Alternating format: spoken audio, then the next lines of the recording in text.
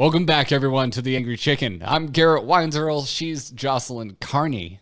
I still have to think about it. And we're here to talk about Hearthstone. How you doing on this fine week, Jocelyn? I'm doing pretty good. It's a little bit early, but I got my coffee, so it's all right. Yeah. Hey, podcaster folk that like to know how the sausage is made, the podcast sausage. We're doing something different today because we had a ton of technical difficulties before we fired this up, and that is we're trying to do this on Discord. The video is a lot clearer, and the audio quality is significantly better. So we're gonna give it a shot. But a lot of different things are going on. So if things get weird, we're trying new things today. So things are always going to get weird. Come on. They are going to get weird. I don't get it. We switched to Zoom after Skype became literally unusable, and it is even more unusable than it was when we switched. But Zoom has been going down the tubes. We're not sure why, but yeah. It's unfortunate. They were so good, and then all of a sudden it got so bad. It's like they were no longer compatible with most of our other software and hardware and stuff. So I don't know what's going on, but it's very apparently now it's Discord. Yeah, it is very strange. Elvix in the chat room says blame it on Dorian. God, dude, I'm so lucky. It was looking like a moment there like that hurricane was just going to bisect the state. I feel for my East Coast brethren and also the poor Bahamas, but we really lucked out on the West Coast of Florida. So far, knock on wood, hopefully cross your fingers. Yeah, I mean, the thing too is if it had to go over the state by the time it got to us, it would probably be category 3 at the worst. And I've been through multiple category 3s. That's like, all right, maybe the power will go out, but we're going to cook everything and have a party. So it's just so foreign to me, like, living up in Canada. I've been through multiple category 3 hurricanes. No big deal. I'm like, you really sit there and just hope the internet stays on. So at the worst, at least you can keep playing Hearthstone. That's a category 3. So if you're out on the East Coast of Florida or in the Bahamas, I hope things are going well for you. And we keep an eye on ways to help the reconstruction efforts safe. out there. Mm-hmm. Anyways, to get into the show this week, how you liking this new meta, Joss? Because we're post nerfs now. We did our episode on Monday last week, which means the nerfs had been live for all of I think 30 minutes by the time we had actually hit the recording button. It was really, really, really quick. I think we obviously didn't get any chance at all to play last week before we recorded the show, but I've been having a really good time, mostly because there just seems to be a little bit more variance in what I'm seeing than there was previously. I've seen basically no mages. They're gone. Yeah. I was noticing that myself, and then I was like, oh, it's actually been once I noticed it, I realized that it had been about a week since the patch had dropped. I'm like, oh, there's actually stats to go look at. We've had days of stats now. I'm going to go see what people are playing. And you're totally right. Mage, games played has fallen off a cliff, basically. However, Highlander Mage, most played Mage archetype since the patch. And quite a few games logged if you're looking on the old HS replay. Yeah, and so I actually accidentally played my old version of Highlander Mage last night in a challenge a friend thing because we both had the quest, and I was like, I queued up just whatever I had sitting in my deck list, and I was like, okay, I haven't played Mage for a bit, I'll give this a try. And then I was like, Pocket Galaxy at 7, Conjurers at 4, this deck is terrible. And I lost badly. Gonna happen. But there is a new Highlander list. We'll say a tweaked Highlander list. That's the great thing about Highlander, right? Is that you can just take a couple cards, swap them out, tweak it, and still have something that's playable. So I'm glad that some version of Highlander Mage is actually playable and seeing some time on ladder, because I think the best metas are when there's pretty much a viable deck for every class. So I don't really think that there's any class except for perhaps Warlock that doesn't really seem to be seeing a lot of play. And even then, I feel like the Warlock deck isn't bad. Like, I have seen some people trying to play it, but I beat every warlock I come up against. So I don't know how the rest of their ladder experience is going, but I feel like I see a warlock and I'm like, oh, good. Fair. I mean, I've gotten run over. I gotten stomped by some zoos. Like, sometimes zoo just... when they get the nuts, then it's just like, there's nothing you can do. When zoo gets the nuts, there's nothing you can do. Yep. Exactly. Yep. It's the Ian Malcolm of Hearthstone. A zoo finds a way. It gets there. It will get there. Exactly. It's something about the DNA of zoo. But yeah, I mean, I was noticing that things were more or less how I expected them to turn out. I mean, Murlocs are just they're the king of the ladder right now. If you go up against a paladin, it's high chance it's going to be a Murloc paladin. Shaman, there seems to be more variance between the quest and the Murloc, and I'm still sometimes seeing like a more straightforward like pre-Uldum Overload Shaman, but that has to be the rarest Shaman I run into on ladder. But yeah, the dawn of Murlocs already came, and it's just here to stay because Prismatic Lens didn't get touched at all for paladins, and we've still got Underbelly Angler for shamans. That Murloc Shaman, man, it has not gone anywhere. It is like if you're like me, and this week, by the way, we're going to talk about Aggro Warrior, which is, I think, one of the big standouts post nerf, because it was there if you wanted to get weird. If you wanted to be a hipster warrior before the nerfs, Aggro Warrior was there for you. But post nerfs, it really seems to have found its footing in the meta, and I'm really excited about it. So we're going to talk about that, like deep dive into strategy today. But if you want to play Murlocs, but you want to be a hipster about it, you go Shaman, not Paladin. Yeah, and honestly, I mean, I like the other two versions of those classes, the quest version. So I prefer Quest Paladin and Quest Shaman. I think that they're super fun, and obviously they're newer than Murloc versions of those two classes. So I like the new hotness. So I've been playing Quest Paladin, Quest Shaman, and they're both doing better in the meta. But I feel like the Murloc versions, it's kind of hard to say what exactly is better, but they're definitely both strong, which is really nice to see, because Pally and Shaman were not as strong in the previous meta, right? You kind of had the triangle of like warrior, rogue, and mage in the previous meta, and now all of a sudden we've got shamans and Pallies really kind of putting their stamp on the meta. So I'm enjoying the fact that there's some, I guess, previously underrepresented classes getting some love now. Yeah, Paladin I don't think is one of them, because like, yeah, they fell off for a bit there after Odd and Even were thrown to the wild dungeon. But it hasn't been that long. Shaman, however, it's been a while since we've had a really strong like aggro Shaman list. So it's aggro for sure. Yeah, like token. I guess it was before Flame Tongue got nerfed with like the more aggressive token Shaman variants. Was the last time I can remember a strong like this. You can climb ladder with the Shaman. That was more aggressive. But you're not wrong. Outside of like kind of the obvious things, like I was expecting Murlocs to stick around, because why wouldn't they? And that's certainly the case. Also, I figured Hunter would be a really safe go-to. That is also the case. Both the Highlander and the Secret Hunters are doing great, really strong win rates. Oh, just so many games played. So if you're like me and you're a stat hound and you're like, okay, what can I look at that has an obscene amount of games played so I can trust the statistics? It's like Hunter. There's just so many people playing it right now. So yeah, if you want to do Secret Hunter, if you want to do Highlander Hunter, which also can play very much like a Secret Hunter, but with one-ofs, that's the way to go. But quests, I think quests are probably overall the biggest winner from the nerfs, because Quest Druid, which way to go, Joss, because you were like, "Oh, we should talk about Quest Druid like weeks ago," and then we were talking about it, and you were like, "Oh, I think this is gonna be good post the nerfs." Turns out you're absolutely right.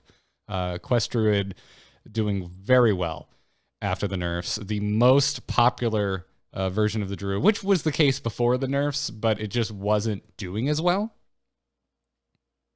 Yeah, I've seen Token Druid too is kind of the other side of the Druid coin right now, and I've seen some people playing it, but Quest Druid definitely is the more popular version, I think. But I think they're both really good in this current meta. There doesn't really seem to be a whole lot of just straight up board wipes. Like I've seen some warlocks playing Hellfire, but not many of them because a lot of them are zoo based. So why would you want to Hellfire your own board? But I haven't seen a whole lot. Like Paladin has Consecrate if you're playing the Quest Paladin version, but in general, Token Druid seems to be in a really good spot because it's just so sticky. And even if you have to start like fighting for board, it's usually pretty good for that. So, I mean, you can just go super aggressive, but you also have really good board presence. So I think Token Druid is probably going to make a push. But right now, yeah, Quest Druid is the more popular one. Yeah, Token Druid is the biggest surprise because we weren't really giving it the time of day after Oldham release. It kind of never went away. It just was like this always viable, super niche, I guess, deck, right? Like well, it was always there in the background, and if you were a Token Druid player, you could absolutely play it. But now it seems to be becoming more and more popular. But it kind of just is always this like background deck, kind of like Zoo. That just like it's always a viable option. Well, and it's affordable. It is a budget deck that you can climb ladder with. So because of that, it like we always look at Zoo. Like no matter what, there's mostly a chance you're always going to run into Zoo because it's affordable. That fell off during the time of odd and even because odd and even decks were also pretty low on the dust amount to craft them, and they were oppressive on ladder. But now that again and Greymane have gone to wild on the standard ladder, Zoolock is back. But Token Druid is this nice alternative where if you just happen to crack those cards, you're probably going to keep playing it because it's still a good deck. However, now we're noticing, oh hey, there's new cards that work in Token Druid. Garden Gnome found a home in this new Token Druid deck. Anubisat Defender, because of Garden Gnome, Mulch Muncher is now in Token Druid. Because of all of that, all these treant synergies, Force of Nature is being put in a deck on purpose, Jocelyn. Yeah, I know. I actually played some of this deck last night just because it was, a high win rate. And I was like, what's going on? And I was like, Garden Gnome, no way. And I realized, because I don't think I've ever actually played this card, but the treants that it summons aren't the like typical treant art. They're actually the art on their treant tokens. They do count as treants for multi-muncher purposes, but are actually like those two little treant dudes in front of the Garden Gnome. That's what they look like on their tokens. I was like, oh my God, this is adorable. I need golden versions now. I mean, we've been asking for alternative art forever. Basically since episode 1. And this is good to know. I haven't played Garden Gnome, so I didn't know this. So thank you for informing me of this, Jocelyn. I didn't know it either. And I played it and I was like, wait, what? And then I was like, I watched them die and I had a Mulch Muncher in my hand. I was like, oh, they do still count. Okay, good. I mean, I don't know why they wouldn't, but it's the kind of thing that, you just want to test just in case. Technically, they're treants, but different art. I don't know how Mulch Muncher works. The other thing I like about this token deck is finally a card we were excited about found a home in its Overflow. The most popular version of Token Druid being run right now has a one of inclusion of Overflow. So rad. Very happy. I'm glad that it did actually find a home, because when we were doing card reviews, that was the card that we were like, wow, this seems like it would be really good. It's reminiscent of Ultimate Infestation without having, the body left on board, and with having a downside if you're talking about, healing your opponent. I don't know. It's restore health to your board and your face and draw cards. Like it seems like it would be good. So yeah, I'm glad it's seeing play somewhere. The board heal is very likely to be good in Token Druid because you're buffing your board. So you're going to have more health than is typical on your board. So they may take damage and you can just reinforce that. It's part of why buffing the health on Murlocs is just disgusting, because you can survive things like Explosive Trap. Yeah. So it's a similar thing. But yeah, back to the quest decks, like Quest Druid, Quest Paladin, and Quest Shaman all seem to be just huge winners. Quest in general seems to have, they were making waves before, but they're doing even better since the nerfs that came in last week. Which is good because, I mean, and we also talked about Highlander Hunter and Highlander Mage, and those are kind of the big, I guess, mechanics that they brought in this expansion, right? Like all of the explorers are based on Highlander mechanics and every class got a quest. So that's the stuff that they were kind of trying to push in Oldham.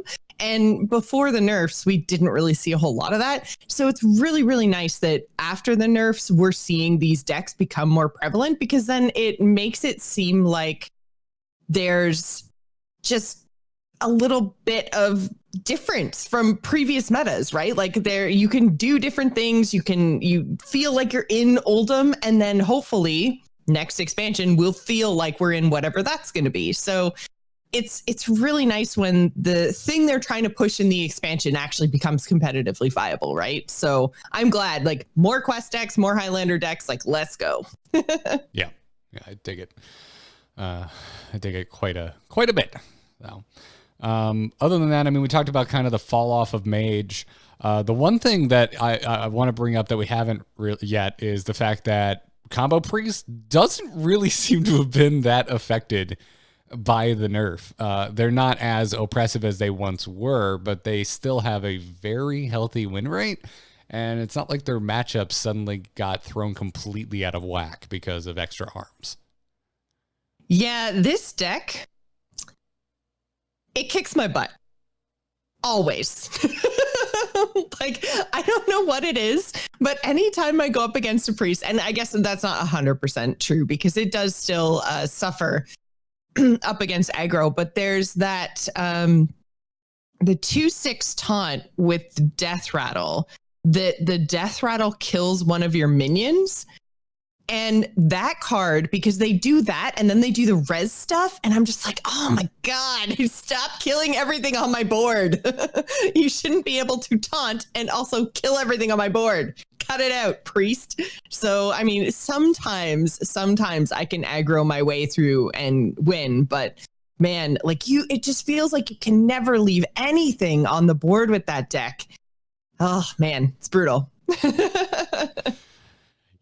Yeah. So that's more or less, the popular state of the meta, the state of the popular decks in the meta.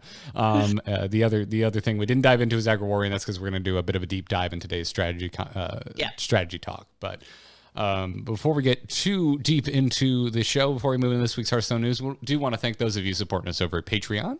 That's patreon.com/TAC. If you like the Angry Chicken, if you like what Jocelyn and I are doing, and you want to support the show, and get some perks, things like access to the patron-only Discord, early signups for the Angriest Chicken Open tournaments that we put together for our community, and other things as well. And also, you help us pay our guests. We've been paying our guests for their time as of recent. So thank you for that. And also thank you to our most recent patrons. Thank you to Jesse K, AJ, last initial K, and Adam. Middle initial D, last initial B. Thank you for the support. We really appreciate it. I was wondering how you were going to do that. So we had, AJ is like AJ K. But, AJK. I wanted to specify. Yeah. So AJK. Oh my God. I didn't know Valley Girls existed so far east and in Canada. I didn't know that was a Best thing, that's actually my initials now. JK. Oh, it is. It is. Yeah. I'm here with JK. That's how I'm going to start introducing the podcast. But seriously, everyone supporting us on Patreon, it helps a ton. It's why we get to create content for a living. So thank you for the support. And if you like the show, head on over to patreon.com/TAC. And Jocelyn, you have something to announce today because Extra Life is just around the corner. It is. And so I'm super excited about this year. It's my 8th year in a row now doing Extra Life. And if I hit my goal, I will break the $10,000 mark of lifetime raised money for sick kids. So I'm super excited about this year. It's an amazing cause. If you guys don't know, we do marathon streams that support Sick Kids Hospital in Toronto. But it is the Children's Miracle Network is the kind of larger cause that this goes to benefit. So it is Extra Lifetime again. If you guys can spare a little bit of money, it's a great cause. We'll be doing streams kind of all the way through the month of October. Unfortunately, the official Extra Life weekend always falls on BlizzCon. So I wish they'd get their poop together, but you know, it's kind of a problem. It's what it is. Yeah.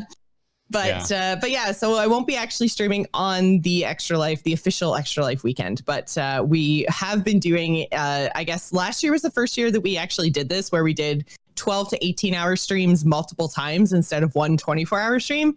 Turns out I'm getting kind of old, and staying awake and streaming for 24 hours is actually really, really, really hard. So we started to stream more hours and split it up a bit and do multiple weekends of 12 to 18 hour streams. And it's way, way more fun because then I can actually be, you know, awake and entertaining, and yeah, we have a good time. So do go check that out. The link will be in the show notes down at the bottom to my Extra Life page. If you guys would like to donate, I'd really appreciate it. Even if you can't donate, it would just be amazing if you guys could share the link and try to get the word out, because yeah, it is Extra Life time again.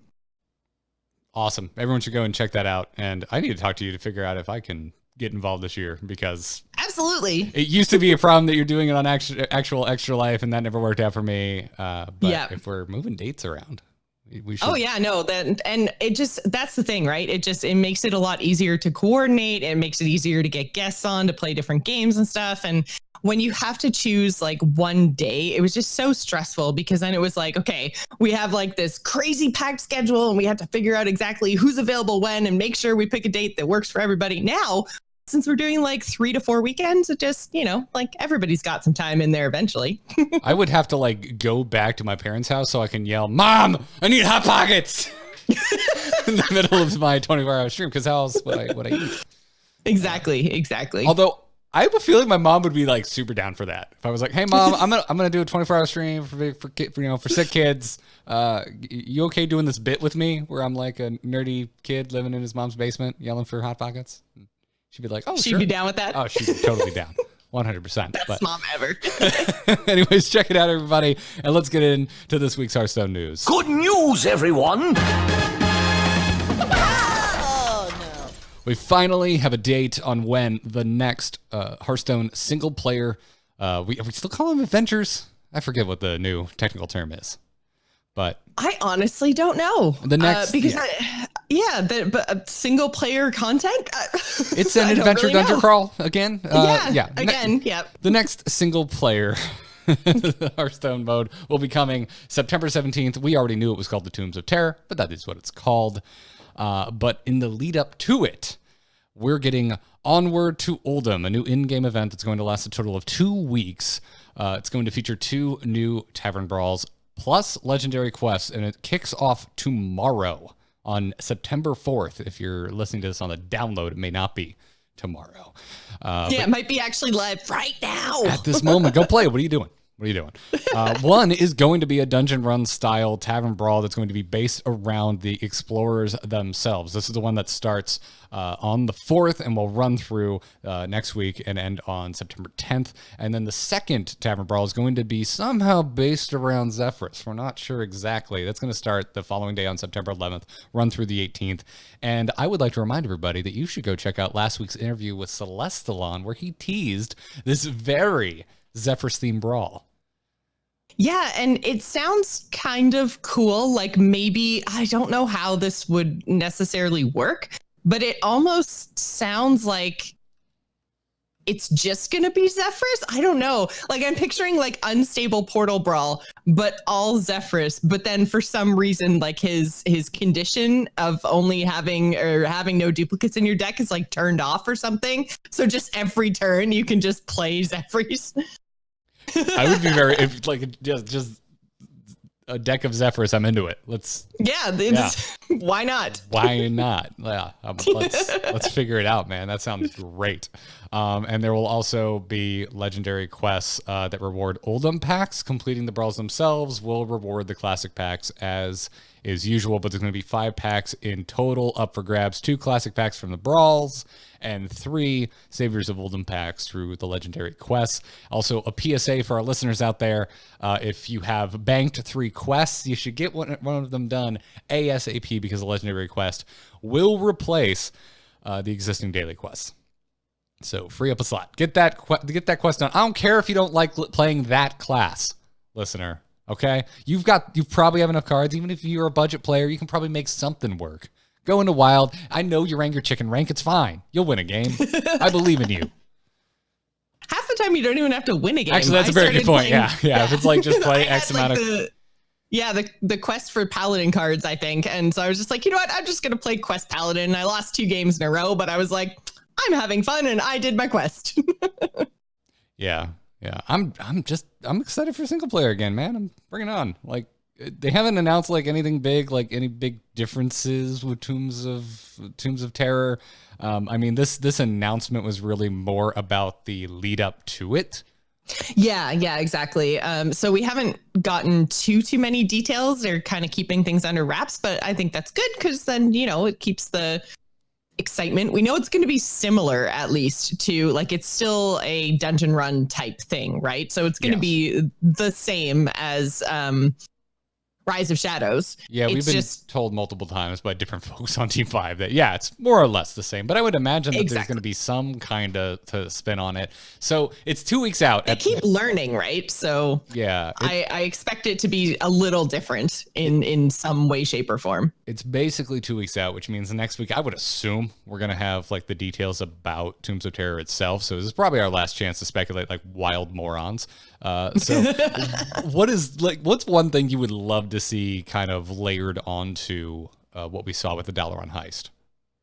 Honestly, I'm not even sure because I had so much fun in the heist. I mean, unless they can figure out a way to throw like some puzzle mode bosses in somehow, like I don't even really know how you would necessarily do that. But that's kind of the only thing that I have missed in single player content since we had puzzle mode, right? Like I loved puzzle mode so much. I wish they would do it again. But in terms of Rise of Shadows, I really enjoyed the single player, which was surprising to me because I hadn't enjoyed single player. I literally didn't touch Rosticon's Rumble because I was like, nope, I am voting with my game time. I hate this. I don't want to do it. And I think they made a lot of really good improvements, including the bartender. I think that was an amazing add into the single player, just the ability to edit your deck a little bit during your run. And then giving me something, even though, I mean, like they're artificial goals, right? But just giving me goals like to unlock new hero powers and unlock different starting decks, that made it feel like a fully fleshed out mode that I could spend a lot of time in and that there was something to actually work towards. So I don't know what I would change because I think Rise of Shadows was actually really super fun. Dalaran Heist, I guess, specifically. Yeah, I'm still, I've mentioned it multiple times. I'm still kind of holding out hope that there are kind of lesser powerful treasures that we can unlock and choose to start the run with. Okay. Because I like being able to unlock things, and they gave me quite a few things to unlock with all of the different heroes and also the different decks. Although I guess the heroes just unlocked with the wings, but the different decks, that was a big thing with the different hero powers. The hero powers was, that gave me a lot. Like I like unlocking things. It's I have just, again, this year I rediscovered my love for StarCraft 2 and got really into Co-op Commander, and I love how much stuff there is to unlock there. Like it totally triggers like the pleasure center of my brain of, ooh, I have broken crap to do in there, and they touched on that a little bit with Dalaran Heist, and I really liked it, but I wanted to go deeper, and treasures is just the first place my brain goes. Maybe I'm sure there's all kinds of ideas that have been floated actually over in the Hearthstone offices, so I'm also just hoping to be surprised. I hope there's more unlockables. My brain immediately goes to treasures, but I'd be really stoked if they just came up with something new to unlock, in addition to keeping kind of multiple decks and hero powers to unlock for each hero. I really I don't even know. I don't know what it would be, but yeah, unlockables are always going to get thumbs up from me. Yeah. Elvix in the chat room gets it. Actually putting in the robot bartender as opposed to it being a hoax constructed by the Hearthstone community would be just really to rad. Mess with us. I can't believe I still haven't gotten the stupid thing. Like, I mean, jokes aside, Bob is my only bartender, and I'm starting to get really pissed off about it. I mean, Bob's a nice man, and he looks like he gives the best hugs because that man's got some thick arms. But it would be Team 5 if you're listening. All right, hear me out. For Tombs of Terror, for the bartender, make it only the robot bartender. And then, like, if you can somehow code it, give one person Bob once. One person gets Bob once so that they go on Reddit, they lose their minds, they post about it, and the rest of us just start frothing at the mouth like, you're lying. Burn the witch.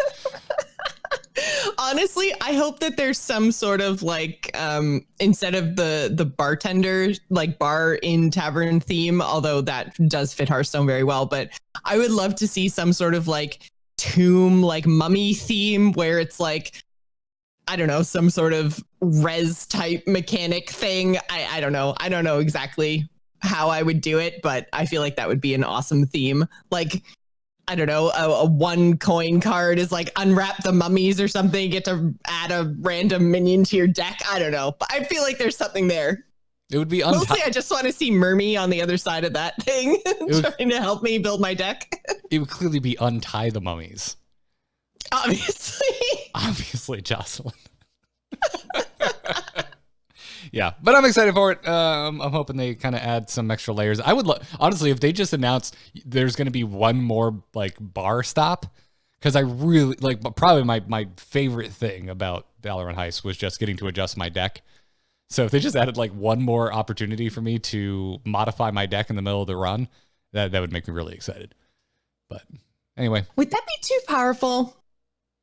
Because I feel like getting to modify your deck was like a huge deal, right? It was a huge deal, but there was also a lot of RNG involved. Yeah, that's also very true. There was a lot of times where I was like, okay, here's the perfect build. I just need Bob to give me like this thing. And yeah, you wouldn't get it. Yeah. No. Yeah. It was pretty rare that I would get to Bob and be disappointed, but every now and then you get a bar stop and you're just like, oh, really none of this helps me. So, they struck a good balance, so I think they could. I still think they could strike a good balance if they added another bar stop. But well, I mean, because it's RNG based and it's also PvE content, right? So yeah, it's not like they're messing with actual game balance by giving us another chance to modify our deck. So I think it's fine. I appreciate your concern because you don't want to trivialize the content. So like that makes complete sense. But I think they could. I believe in them. I want to check in with you on Grandmasters Season 2, Josh, because what do you think? We've actually had some time post-nerfs. We've had a full weekend of Grandmasters games to look at, to watch. I didn't watch all of it, but I really enjoyed what I got to watch. I honestly think it's impossible to watch all of it because you've got 3 regions over 3 days. Like, you would be watching Hearthstone for 18 hours straight for 3 days if you tried to attempt to watch all of this. So I'm not surprised you didn't watch it all, but the great thing is pretty much anytime I sit down Friday through Sunday and have any kind of time, I can just turn on Play Hearthstone on Twitch and there's always new content, which is great. It means that there's always Hearthstone for me to watch. And this is the first time since Grandmasters was actually a thing that I've watched 2 weeks in a row. I think that as much as Specialist maybe didn't get its fair shake, and I think with a couple of tweaks could have been a viable, entertaining format, I love that they've swapped back to a Conquest format where we get to see multiple decks played by people, because I just like, there's way less mirror matches. There's just so many more classes being brought in general, and I've really enjoyed watching it. I still have, some problems with the format, but at least this season, there's also the possibility of relegation, which I think is interesting. So I feel like the players, not that they weren't taking it seriously in season 1, but this just feels better. Like, I know that that's super vague, and it's mostly because I just can't really put my finger on it, but I'm really enjoying watching it now, and I wasn't enjoying season 1. So whatever the reason, relegations or the conquest with the shield phase or whatever, but that something about it is better, and it makes me happy because, like I said, I watched it 2 weeks in a row now. Not all of it, but a big chunk of it. I'm just enjoying the variety in decks that I get to see play, the variety of matchups I get to watch compared to Specialists. Now again, it's probably it's worth mentioning. We just had an expansion, we just had some nerfs, and we're changing the format at the same time. So there's like so much new that maybe Specialists would have been rad, but Whatever the case is, I'm really enjoying this. Like the one note, I am finding myself as a viewer. I have a contentious thought pattern with best of 3 because the matchups between two players still last close to an hour. Mm-hmm. That's to watch two players play it out to find a winner still takes usually about an hour, can even go over. And that's a lot to watch. So, you know, if you want to watch like 3 matchups, you're in for 3 hours and change. Like that's a lot of Hearthstone to watch. So like my brain keeps waffling back and forth between, oh man, best of 4 would really kind of sure this up and take a lot of, you know, randomness and bad draws out of the situation. Best of 5? Or sorry, yeah, best of 5. Okay, yes. I was like, best of 4. Yeah, my bad. Yeah, that would sure this up. But then I also go, I've been sitting here for 3 hours and I have other things to do. So yeah, it's I think overall as a viewer, I prefer it this way. But God, there was I was watching Silvername, like, who frankly, you know, brought aggro, and that was risky and it didn't pan out. But oh my God, that dude got so unlucky. I was just kind of wanting him to get an extra round of games in. Yeah. And the thing is, like, I can't necessarily even put my finger on what I thought was like the best series that I watched this weekend or anything else, because I felt like they were all super interesting. And I think that I almost wish, and again, it kind of comes down to time, because I'm in the same boat as you, Garrett. Like, best of 5 would be great. And I want to watch a best of 5, or I at least want to see them play a best of 5. I don't know. But then that would make the whole, like, the weekend would just be insane, right? Like, best of 5 is impossible. It would be too much. So I get that can't happen.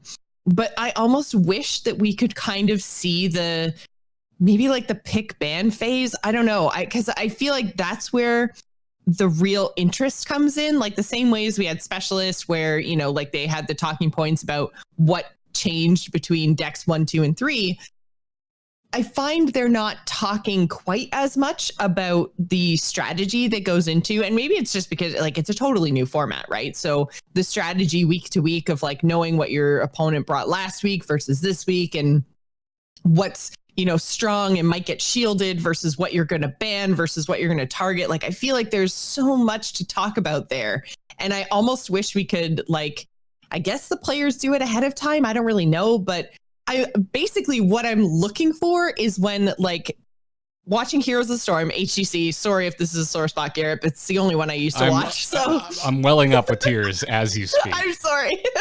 But, you know, like, you would sit there and watch. First, the commentators would talk about, you know, what the strong heroes were, what the heroes were that everybody was kind of really good at, and what might be banned and everything else. And then they'd go into this, like, pick ban phase, and then the commentators would talk all about that. I feel like we don't really get that with Hearthstone right now. Like, it's not that we don't get that. Well, and I would like that. You're right. Like, there's no really about it. It's not happening. Yeah.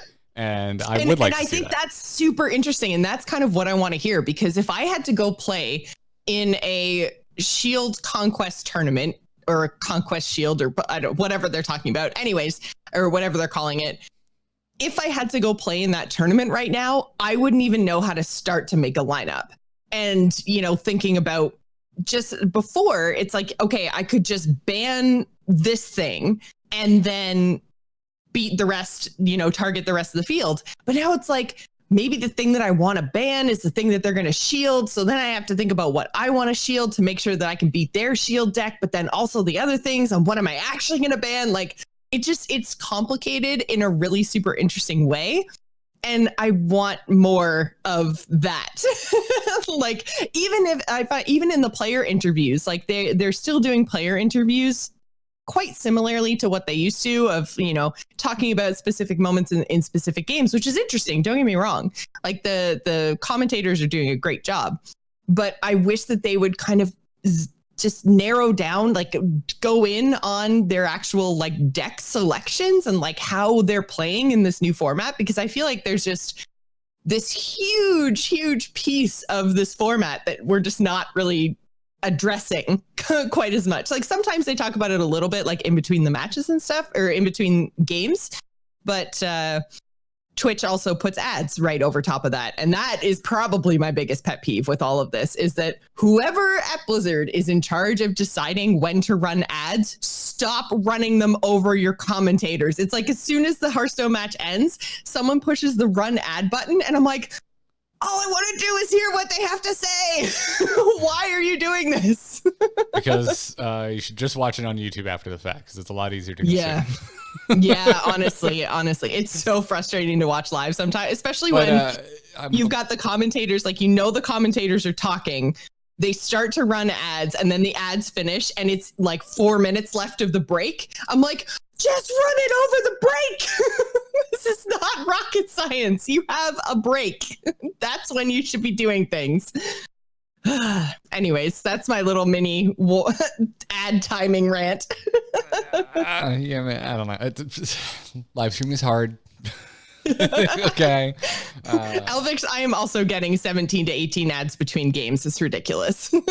But yeah, I could take those ads if they weren't covering up the actual content, is my point. Yeah. Yeah, it's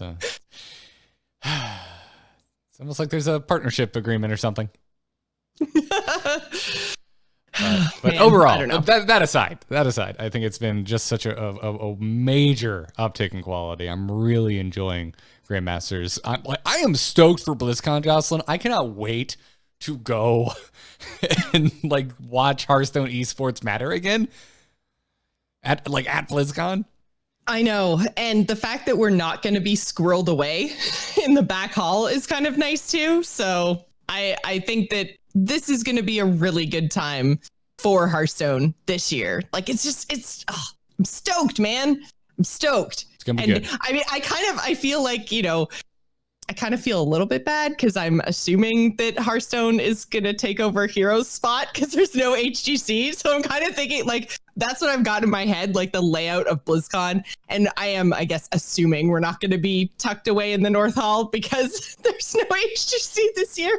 But I'm like, Hearthstone's World Championship is coming. Like, they've got to put us in the main hall again, right? Like, we've got to be a big deal. Oh.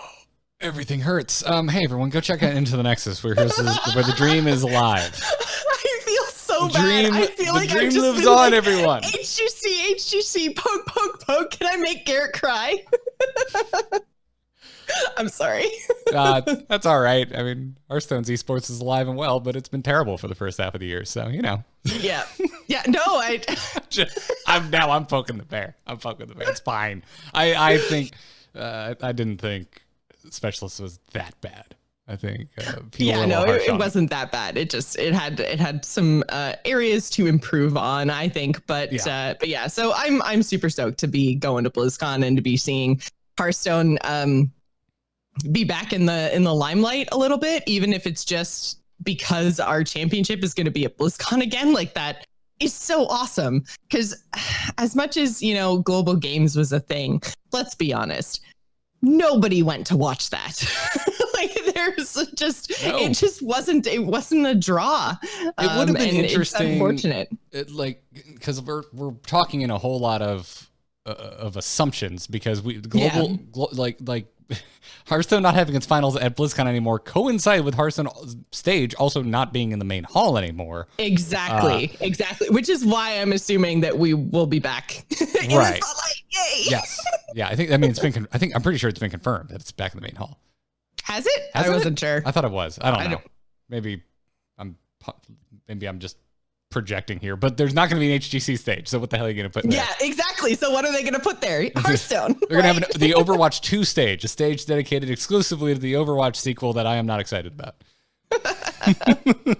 Has that been confirmed? I mean, I don't pay attention to Overwatch. So. There was that Kotaku article mentioning the cancellation of a StarCraft shooter that is all I have ever wanted in this life, and also that they were making a new Overwatch game. Right. And I was like, wow, you couldn't have burned me harder than saying, well, an awesome StarCraft game has been canceled and Overwatch 2 is in development. I'm just like, wow, that's literally the worst thing I could ever hear as a Blizzard fan.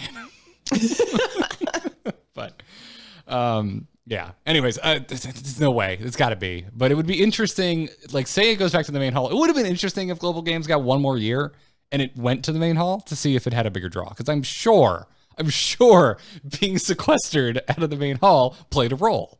I'm sure Global Games didn't help, but the location also is important.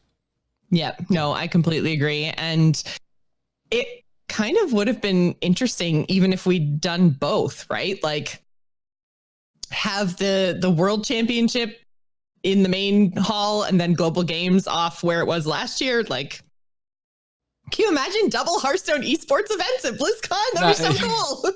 I know that's like total pipe dream. If there was a major difference in the format, and I'm not just talking like team format versus non-team format, like that would be cool. But if we're still running like two conquest tournaments happen simultaneously, I mean, maybe it's a good thing because then I would just watch the main esport and not feel the draw to go to Global Games. But I'm still. I mean, now you're just setting me down a different rabbit hole, and I'm going to stop there because I think we have other things to talk about. But absolutely, yeah, it should be interesting nonetheless. I think it's going to be a good. I've got this feeling, Josh, and I am basing this off of no insider information, but I have this feeling that this is going to be a hell of a year for Hearthstone at BlizzCon. I'm kind of getting that feeling too. And I think like the thing is we knew that we weren't going to get anything crazy in 2019. But it felt like 2018 into 2019 was very much like, and as a Toronto Maple Leafs fan, I've heard this term so many times, but a rebuilding year. and now it really seems like they're kind of coming into their own. They've got a new team and they're making all kinds of decisions that I feel like I know that they wouldn't have made earlier on in Hearthstone's life cycle because we never saw them experiment with things like events and adding cards in between expansions and doing buffs instead of like they have done things that they said that they 100% would never do. So I think that they're in a new, interesting, listen to the community type place. And I would be surprised if we didn't get anything, big and crazy announced for 2020. I know we obviously know that we're going to get another expansion. We're going to get another single player. All that stuff will probably be announced at BlizzCon because that's been the cycle, right? Yeah, that's expecting to be an expected. Expansion announcement. Yeah, I mean, for years now, we always get to like the pre-BlizzCon talk on this show, and we're like, oh yeah, we'll probably just get an expansion. And sometimes it hasn't happened recently, but in the earlier years, we would get comments from folks like, what do you mean we're only going to get an expansion? That's a good thing. But we were like, no, you don't understand. Like, it's expected. Like, it's the lifeblood of this the cycle of Hearthstone is you need to have new cards. So it's not a big surprise. But there's also something to be said for there's been a lot of big surprises this year in terms of buffs, in terms of Snip Snap being added in the middle of it, in terms of these events that we've seen happen this year. And they didn't announce that at BlizzCon last year. That would have been a cool thing, I think, for them to announce. Who knows why they didn't? It may have been it honestly wasn't even going to happen yet. Maybe this was something that came together quicker than, say, your standard like expansion development time. So there's also a chance that maybe we won't hear anything, and yet 2020 will like blow our socks off with even more surprises, like 2019 has been doing. I get the feeling that, and maybe this is just because this is something that I've seen other games that I follow have been doing. I would be surprised if we don't see some sort of roadmap, because that seems to be the new way for people to like communicate with their fan base. So recently I've seen Sea of Thieves do it. I've seen Dead by Daylight do it. And basically it's like when they have a big event, so it's been, like anniversaries of those games, they've said, okay, well, we're a game as a service that intends for you to keep on playing. Here is what we're doing in the next year to make sure that you're still excited about our game. And I feel like that would actually be a really good fit with Hearthstone. And I feel like they could potentially be giving us information about esports, about not only just expansions, but then I don't know why. I have this feeling, and maybe it's wishful thinking, I don't know, but when they talked about scrapping tournament mode, and they talked about it again, I think we covered it last week, right? Basically the way that they talked about it was they did it wrong the first time around, but I get the feeling that it's not been totally and utterly scrapped and gone forever. It's like, I feel like maybe they're going to take another crack at it.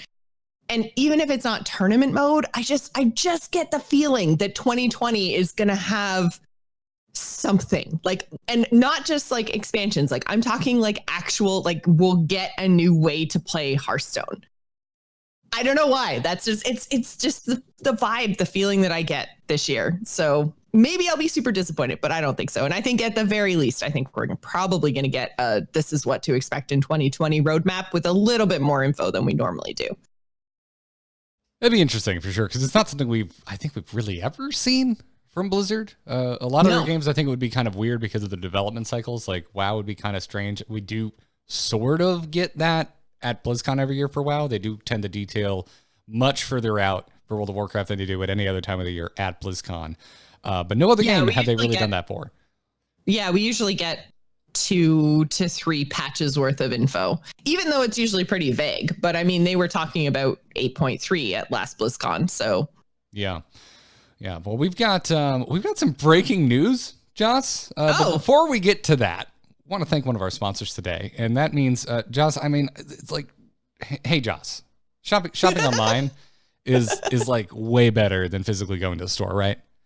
100%. I don't like going to the store at all. It's like, it's so funny because I used to, but now that I can shop online and I know I can get exactly what I want, I feel like going to physical brick and mortar stores tends to, it's like a huge risk now. It's like, well, I could go to the store and then maybe they don't have what I want, or I could just really easily push a button in my pajamas and get exactly what I want. Exactly. I shop online all the time. Totally. I don't have to deal with the creatures of Walmart or put on pants. It's a win-win. It's the pants thing that's really the deal breaker.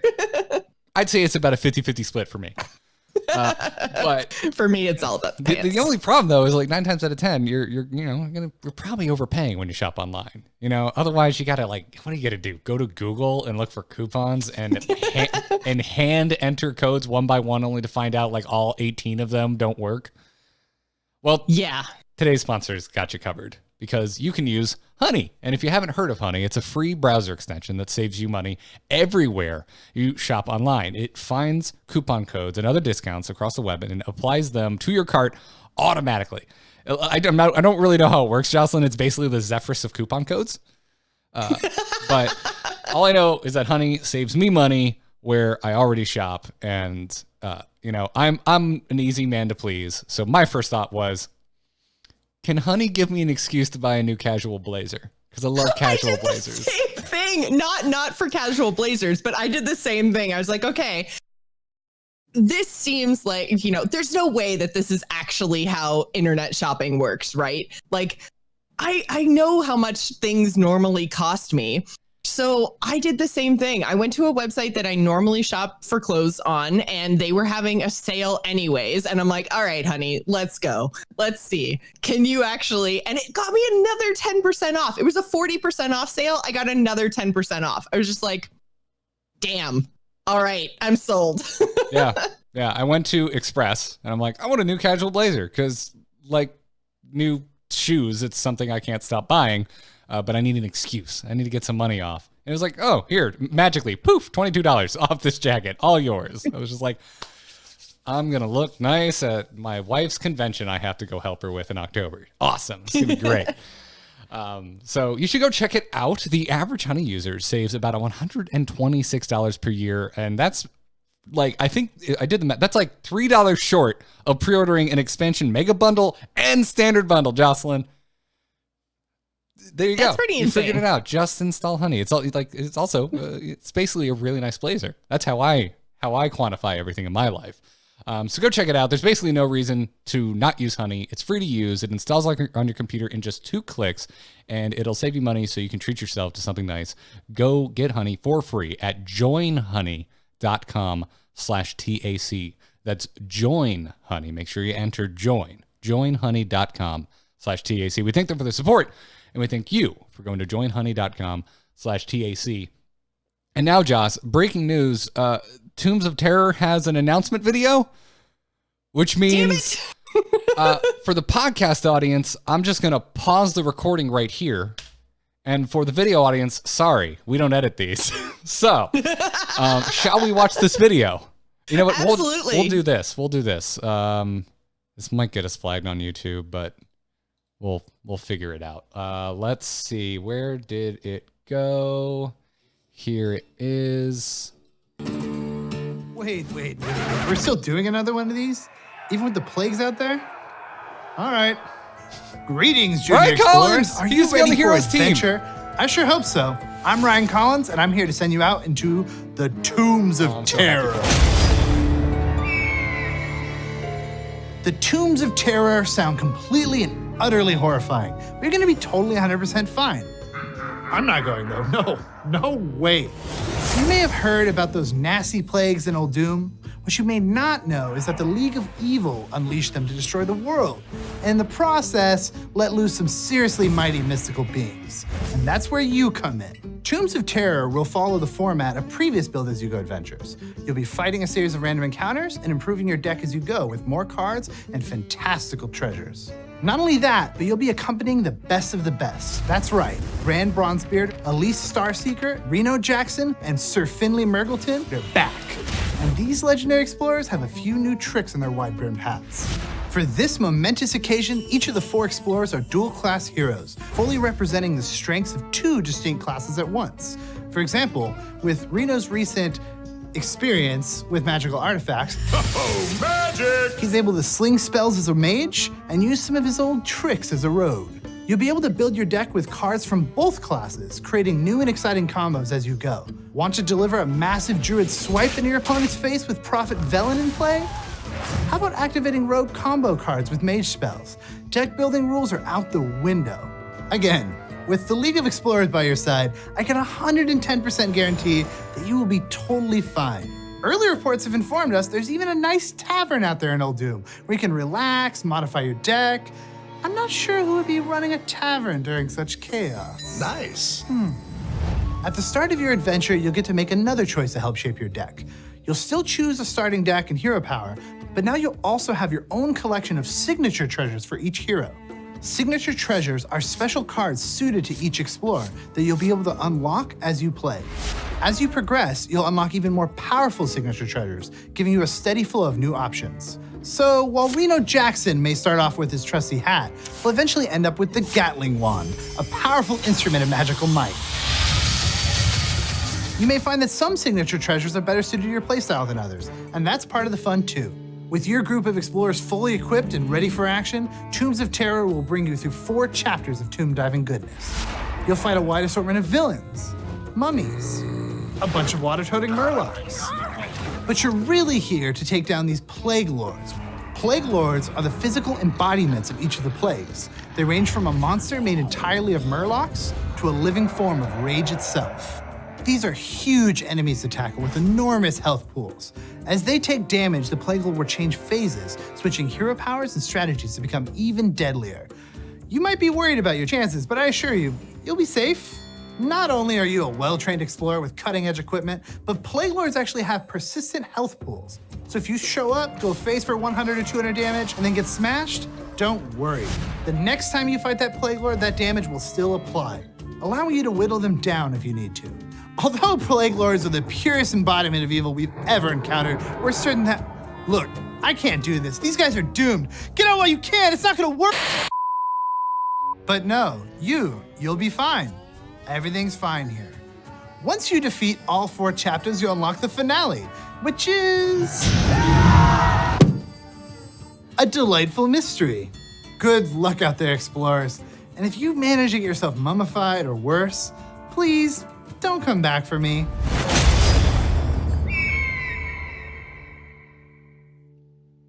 I love Hearthstone cheese so much.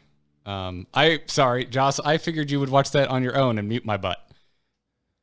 Oh.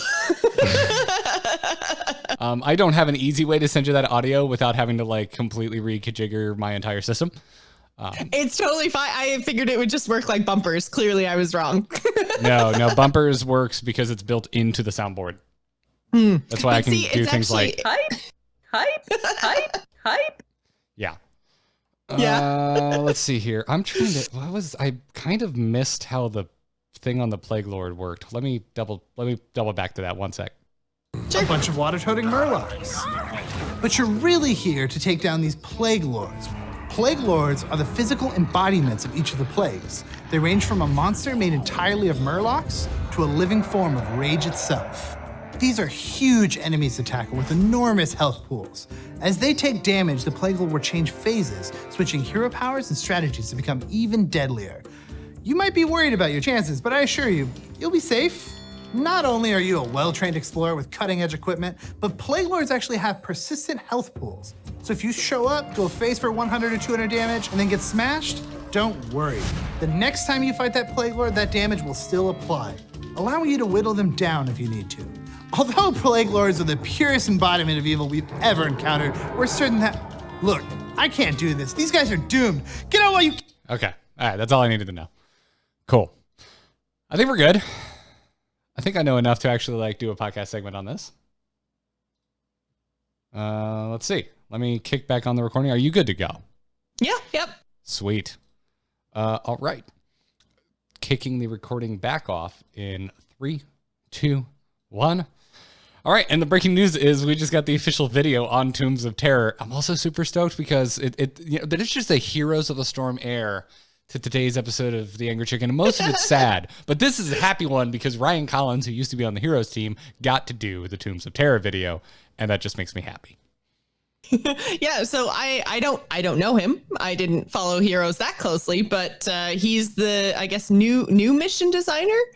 So assuming he's working alongside Dave, I would guess. I would assume so. Yes. All I know is I hung out with Ryan on more than one occasion during Heroes events, and he's the only other person who gave a crap when I wanted to talk about cars.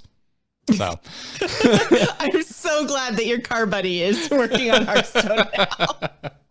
Anyways, to the Tombs of Terror. So the video detailed quite a bit about what is coming in Tombs of Terror, and I called it. We get starter freaking treasures, and we can unlock more starter treasures. Oh, that's it. I'm done. This is the first, Jocelyn. I think this is the first time in the Angry Chicken history where something I have clamored for, desired deeply, and wanted to get added to the game has actually come to fruition. I will now retire because it will never get better than this. Now, do you think that's because we've gotten so good at reading Team 5, or is that because they heard your suggestion and went, yeah, that'd be awesome? Because it's obviously that this week is not the first time you've talked about this. The first one is a lot more likely and plausible, but the second one means I get to take credit for what is clearly going to be the greatest addition to single-player Hearthstone in the history of this game's existence. You're welcome, denizens of Hearthstone. There you go. We all have Garrett to thank for starter signature treasures. And if it's terrible and breaks the mode, you can blame Team 5. Yeah. Yeah. Oh, this is exciting. This is really cool. So we're going to get to play as all 4 explorers. All 4 explorers are going to be dual class. So all 8 classes will be represented across all 4 explorers. And there's 9 classes. Oh, there is 9 classes, isn't there? Yeah. That doesn't make any sense. When you said all 8, I'm like, but there's 9. My brain is bad with numbers today. I need to pull that video back up because it was there for like a hot damn second. Like who was what. So let me, I'm so sorry, podcast listeners, but this is, they just announced this. So this is how we have to do things. Manny's got us in the chat room. So Elise is going to be priest and druid. Bran is warrior and hunter. Reno is rogue and mage, and Sir Finley is paladin and shaman. So it seems warlock is the only one who's not represented. Okay. I wonder why. I know Rafam is like the warlock, and he's like the leader of the League of Evils. So there's a little bit of story consideration maybe there, but I would have a feeling that difficulty of balancing this mode around the class would pull more sway than, oh, Rafam's a warlock, we'll just leave a warlock out. Yeah, it is kind of interesting that, I mean, I guess this is how it would have to work, but there's, one evil class combined with one good class to make up the heroes themselves. So yeah, this is really cool. Honestly, I really liked, I guess, was it the Witchwood single player that had the 4 classes you could play against? Or sorry, play as, that kind of combined 2 different classes. They've done this before, but I feel like, oh man, I'm trying to remember off the top of my head the Witchwood stuff. I remember the Witchwood having 4, I guess it was Monster Hunt, having 4 different heroes. I didn't play a lot of it, so I don't remember it too much. That one was kind of meh. I had way fewer heroes, but with all the unlocks, there's a lot of added layers here. Yeah, and that's the thing. Yeah, as long as I have things to play and unlock, I don't necessarily need all 9 single classes.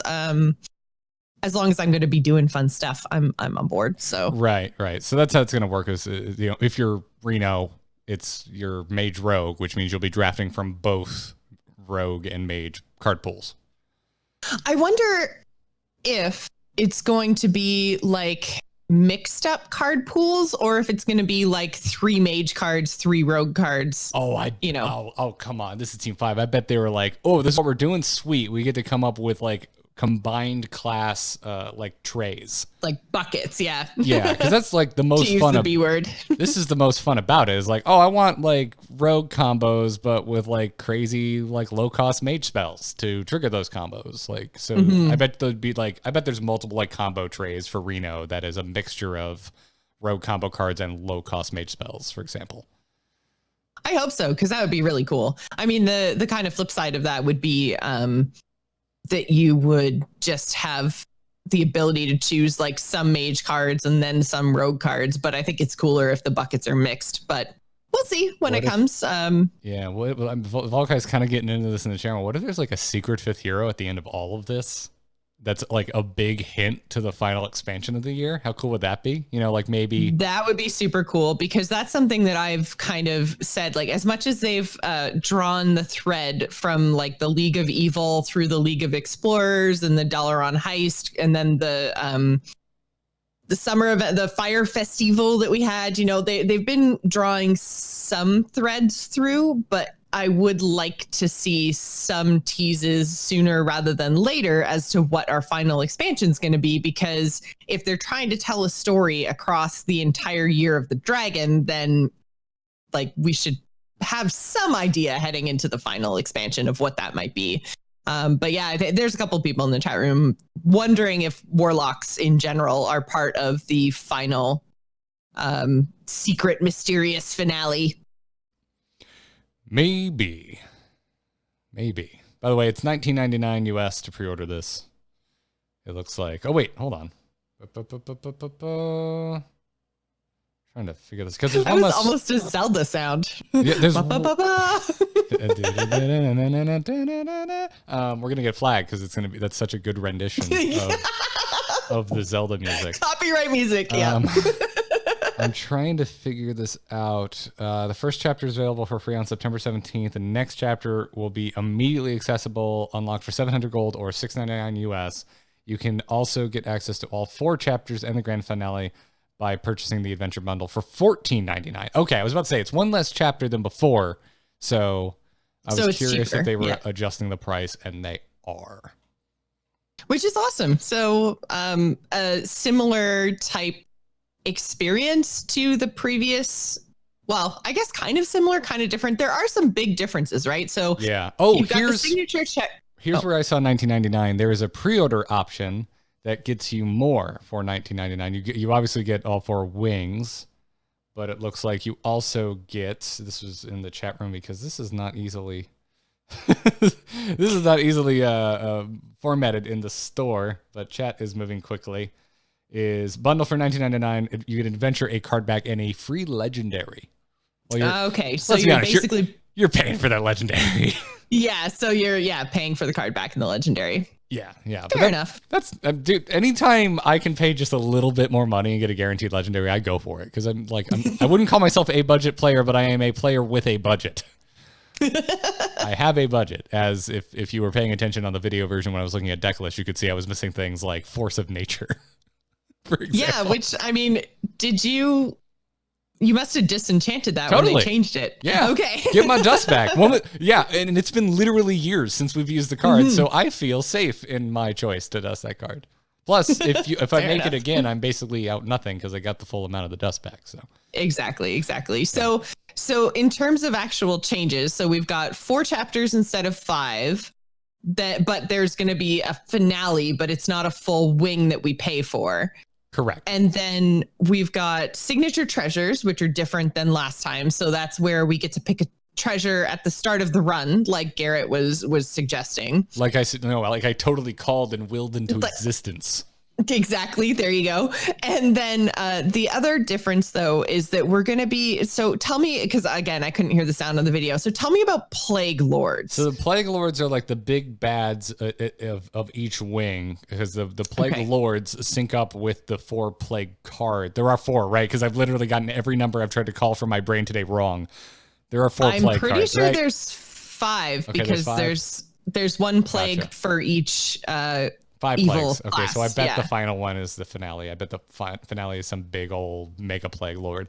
Anyway, these are the big bads of this, and they start with 300 health.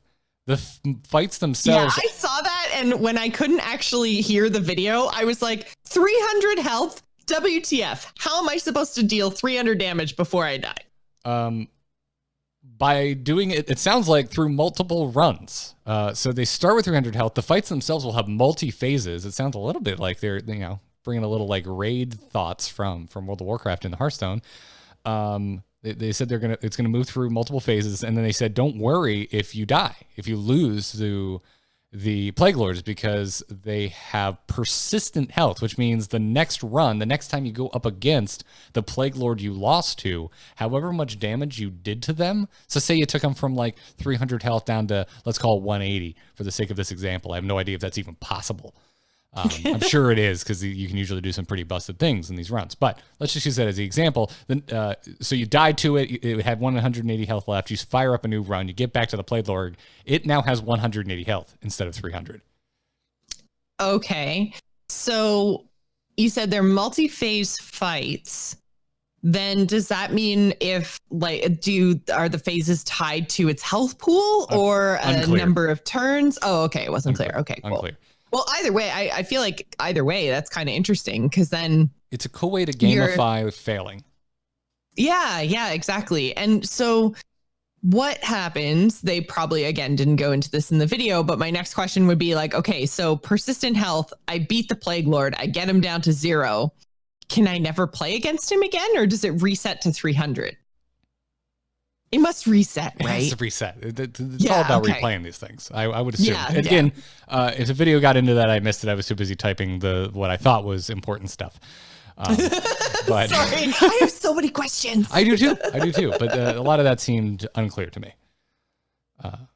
But I like this. This sounds great. I mean, I literally am getting what I asked for. Yeah. And so the Plague Lords are like the final bosses of the way. So do we still have like wings like we did in Dalaran Heist? So there are 4 like chapters. So multiple bosses heading up into the final boss, which is the Plague. Yes. Okay, cool. There were some allusions to some of the bosses we're going to run into. There was like a bunch of Murlocs carrying like a water jar for some reason. Looks like that's going to be one of the bosses. Yeah, this looks great. There's definitely added layers here. That's what I was hoping for.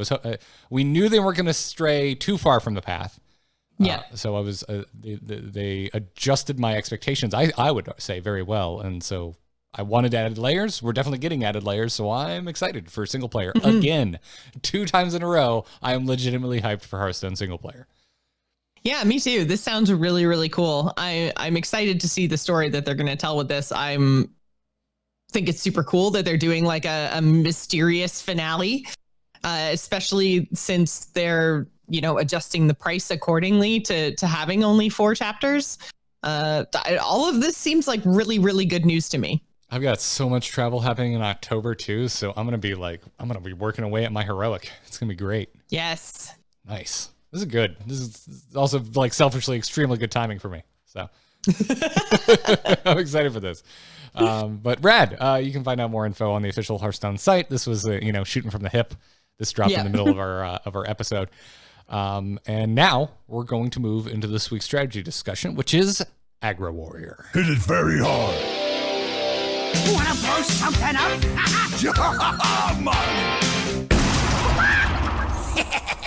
Time to pay!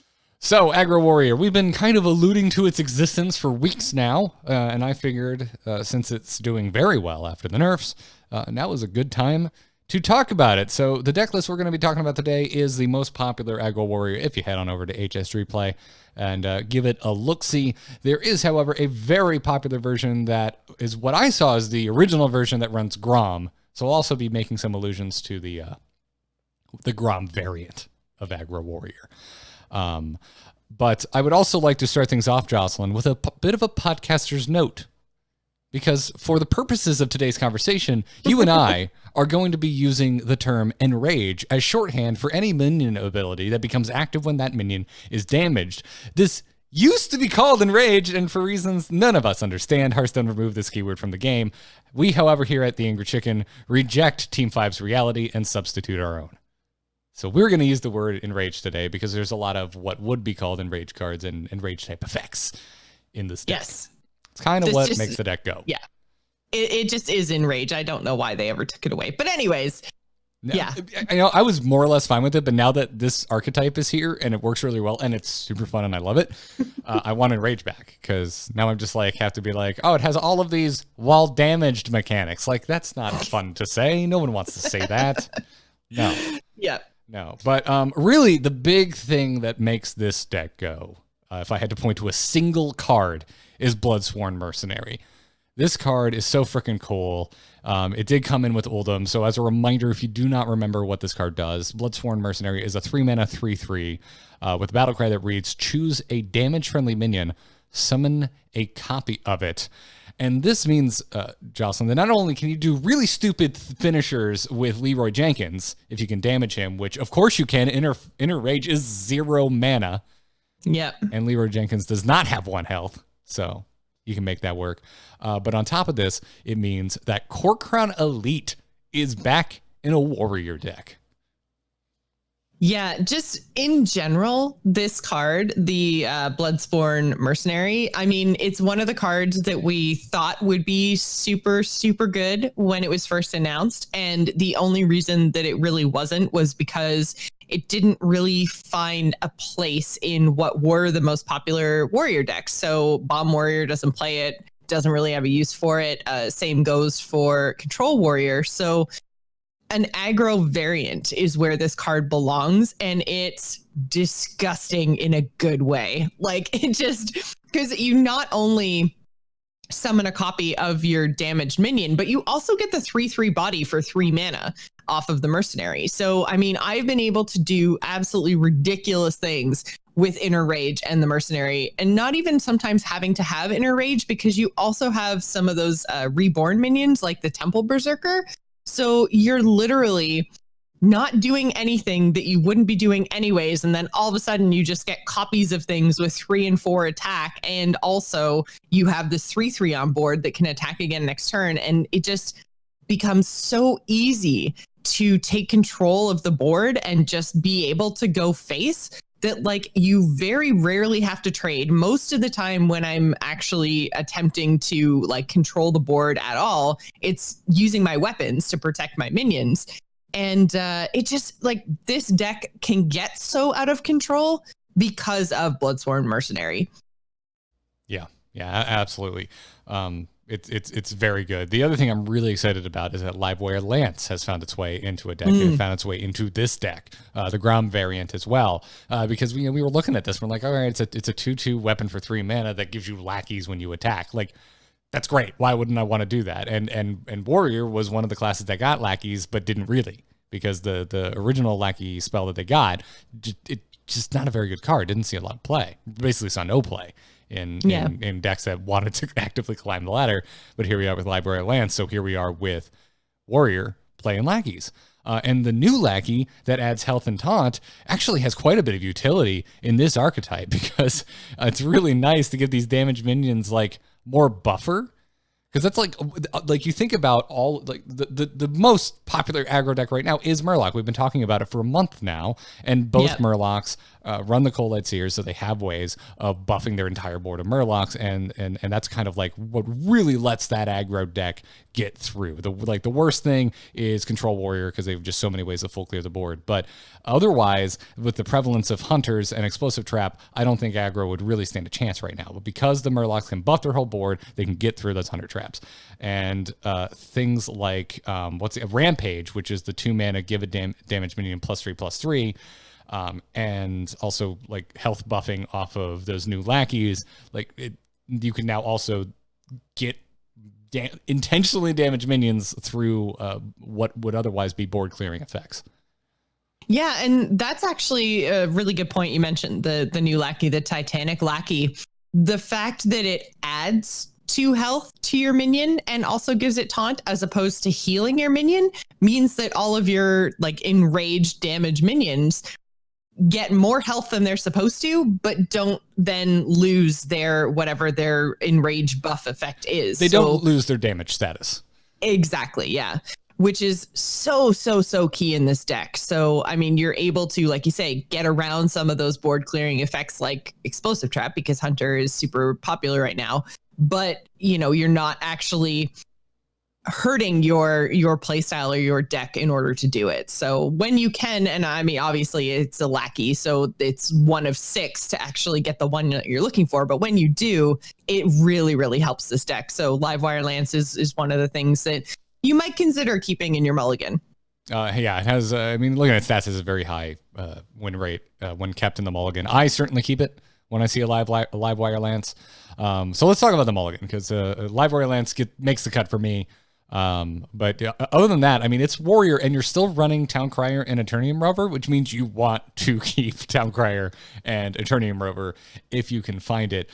Temple Berserker is really good as well. I'm also going to just read a quick reminder. That's a 2-mana 1/2 with Reborn, as you mentioned, Jocelyn, but also has +2 attack while damage, which means the Reborn body that falls off the back half comes back really angry. As a 3/1. Yeah. It's mad and ready to punch your teeth in with 3 attack, although possibly even more. It's actually a rather disgusting target for Rampage at times.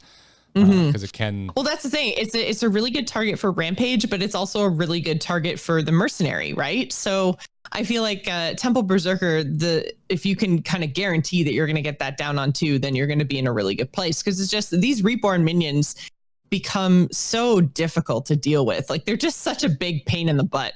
So it works. It synergizes really well with both Rampage and with Bloodsworn Mercenary. So I think that having Temple Berserker is a really big upside. And the reason that you want Town Crier and Eternium Rover on turn 1 is this deck, like most other aggro decks, you want to kind of get going and start, getting that damage in as soon as you possibly can, which means having something on turn 1 is really important. Even if it seems like, it's got 1 attack, what difference is it going to make? If you can get that 1/3 down in the Eternium Rover, if you can get that 1/3 down and it deals 3 or 4 damage, that might literally be like, I lost to a priest the other day because he had 2 health left.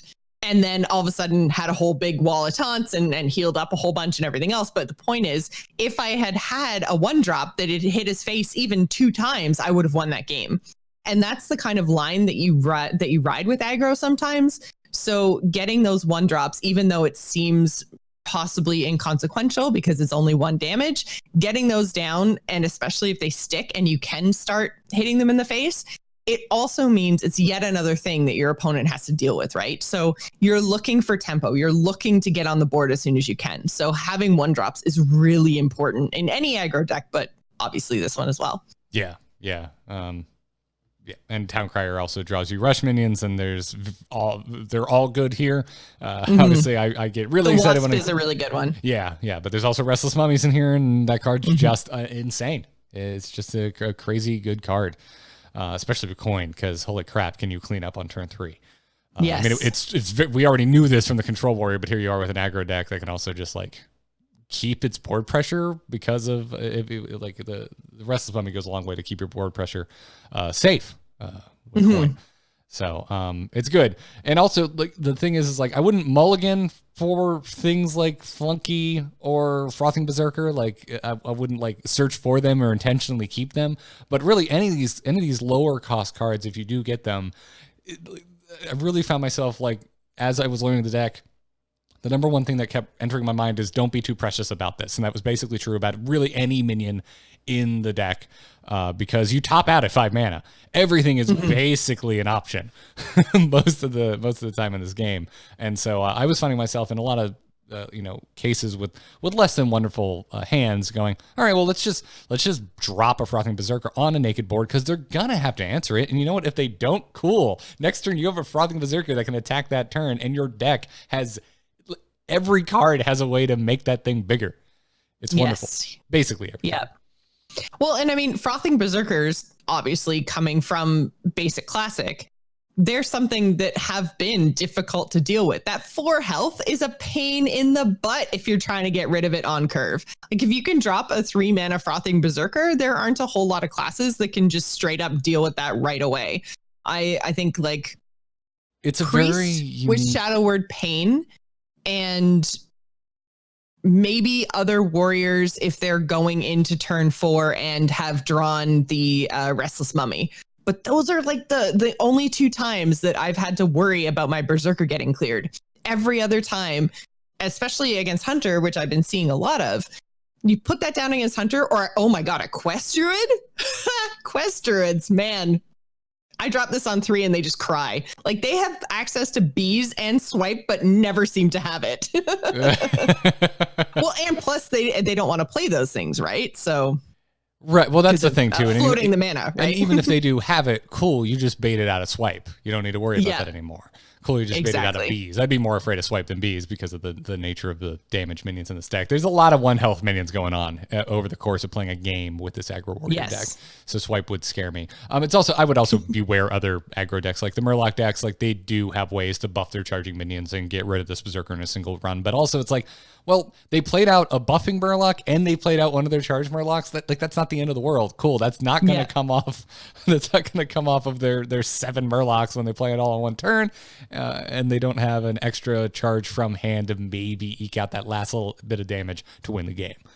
Exactly. I feel like playing a Frothing Berserker on 3 hurts your opponent way more than it's going to hurt you in this deck, because the deck doesn't revolve around Berserkers. Every once in a while, you're going to get a match where you end up with a, 10 attack Frothing Berserker. You hit him with a couple times and you win. But that's not the deck's only win condition. That's not the deck's main win condition.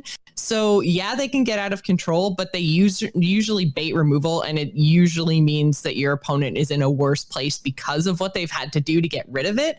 So I think the sooner you can drop them, the better off you're going to be. That's been my experience anyways. It's the chance for a very easy win, which is what I want in all of my aggro decks.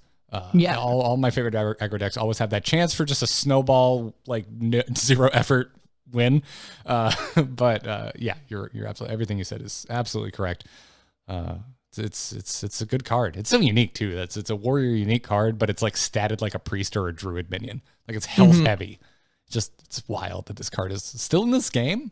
But we've been playing against bomb and control warrior for so long. I'm happy to see it back. I'm like, woohoo! Welcome back, Frothing Berserker. I missed you. Yeah, the first time I got Frothing Berserkered, I guess probably about 4 or 5 days ago, before we decided to actually cover this deck, I was like, man, I don't even mind losing to this on turn 5, because you know what? You're bringing Berserkers back. Good for you. Like, I didn't get bombed, so I'm happy. But more often than not, winning this game is going to be about your chip damage. You just want to be consistently dealing damage like you would with most aggro archetypes, but you also have combo potential because of Core-Crown Elite, Leroy Jenkins, and Bloodsworn Mercenary. And this is what I find interesting and cool about the current Hearthstone meta, is that even the aggro decks have kind of longer term plans. Granted, they get to deploy them usually earlier because a lot of the Murloc decks are just drawing through their whole deck right now for the most part.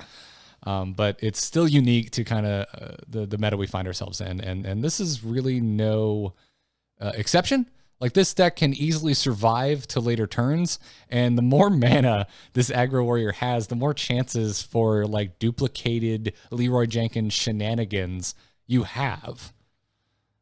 Yeah, and I think because this deck is also running Battle Rage, and because you have so many reborn minions and so many things that are normally damaged, you can potentially get a huge reload. I mean, I've drawn 4, 5, and 6 cards off of a Battle Rage, so I think that, and also because obviously you're swinging with your face, and normally you're spending your mana on the board as opposed to actually armoring up. So usually your hero is damaged as well. But Battle Rage is just so great for refill that this is a deck that can actually go long and change its battle plan. Like, you don't have to just go crazy, and if you haven't beaten them by turn 5, then you're done, which is kind of the way that some older aggro warriors kind of worked. This actually has the potential to go late game and have big combos and big damage later on in the game as well. So I like that this deck seems a little bit more flexible in its game plan.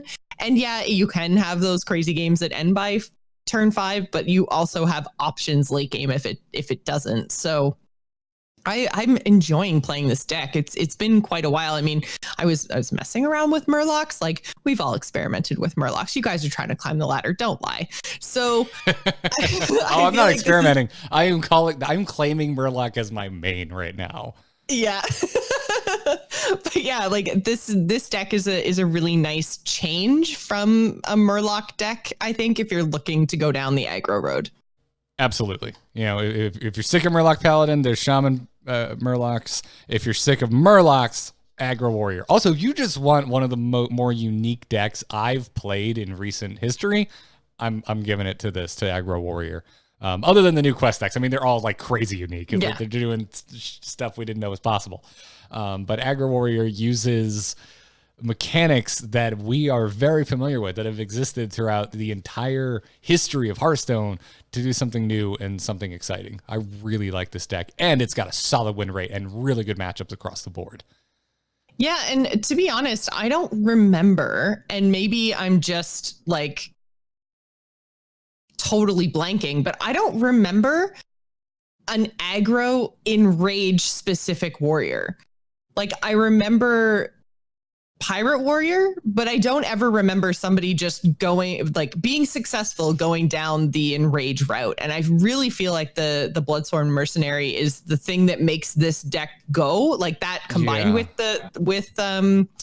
reborn minions being, you know, just damaged inherently when they come back after they're killed the first time. And it just gives so much gas to this deck that it didn't really have before, which is why, even though it's using a lot of things like Taskmasters and Inner Rage and Leroy and, you know, all of these older cards, I don't remember this deck ever being super competitively viable before. So I think it's cool that it's old but new.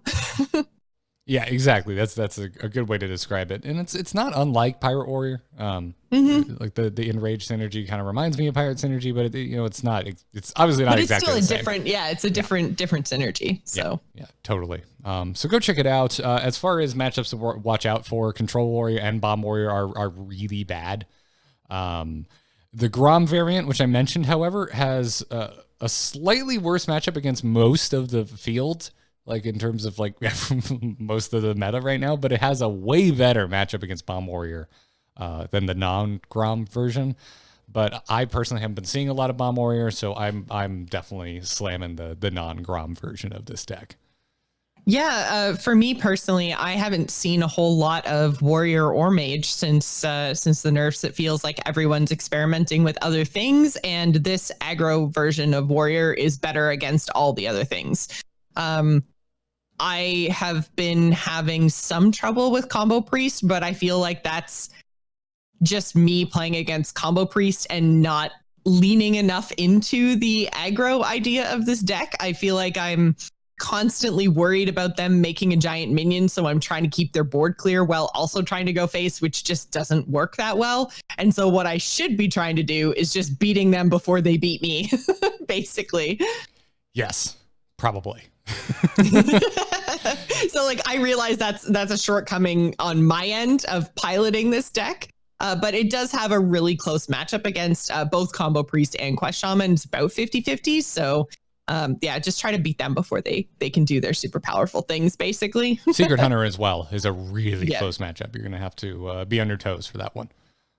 Maybe I found Hunters not that difficult, only because I've seen actually quite a lot of like Highlander with the Quest Hunter decks.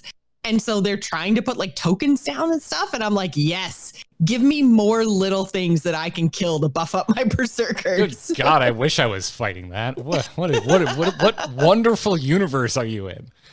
Rank 13. That's okay. There we go. That explains it. I haven't seen. I saw a few of those when I first hit rank 5 last season. I saw a couple of those, and then they just disappeared. Yeah.